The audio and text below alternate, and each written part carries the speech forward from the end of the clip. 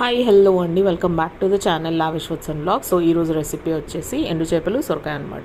స్పెషల్గా సొరకాయ నచ్చని వాళ్ళ కోసం, నాలాంటి వాళ్ళ కోసం అనమాట ఈ రెసిపీ ట్రై చేయండి, చాలా బాగుంటుంది. సో దీనికి ఏం చేస్తారంటే ఒక కడాయి తీసేసుకొని అందులోకి ఆయిల్ యాడ్ చేసేసి ఆవాలు జీలకర్ర చిట్లిన తర్వాత దంచి పెట్టుకున్న తెల్లగడ్డ, ఎర్రగడ్డ, కొద్దిగా కరివేపాకు, ఒక 4 పచ్చిమిరపకాయలు ఇట్లా తుంచి వేసేసి కొంచెం వేగిన తర్వాత అందులోకి పసుపు యాడ్ చేసేసి ఒక్కసారి కలిపేసుకొని మనం ఆల్రెడీ పీల్ చేసి కట్ చేసి పెట్టుకున్నటువంటి సొరకాయకి ఉప్పు యాడ్ చేసేసి మంచిగా సొరకాయ అంతా ఫస్ట్ మగ్గనివ్వండి.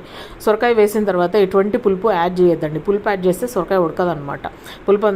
సొరకాయ కంప్లీట్గా ఉడికిపోయిన తర్వాత టొమాటోస్, దాంతోపాటు ధనియాల పొడి, కారపొడి వేసేసి మంచిగా మిక్స్ చేసేసుకొని టొమాటో మగ్గిపోయిన తర్వాత కొద్దిగా వాటర్ యాడ్ చేసేసి దాంట్లోకి మనం ఆల్రెడీ వాష్ చేసి పెట్టుకుని ఎండు చేపలు వేసేసి వాటర్ కన్సిస్టెన్సీ చూసుకొని కావాలంటే ఇంకొన్ని పోసేసుకొని ఉడికినిచ్చినారంటే సూపర్ టేస్టీగా ఉండే ఎండు చేపల సొరకాయ కూడా రెడీ. నచ్చితే కనుక లైక్ చేసి ఛానల్ సబ్స్క్రైబ్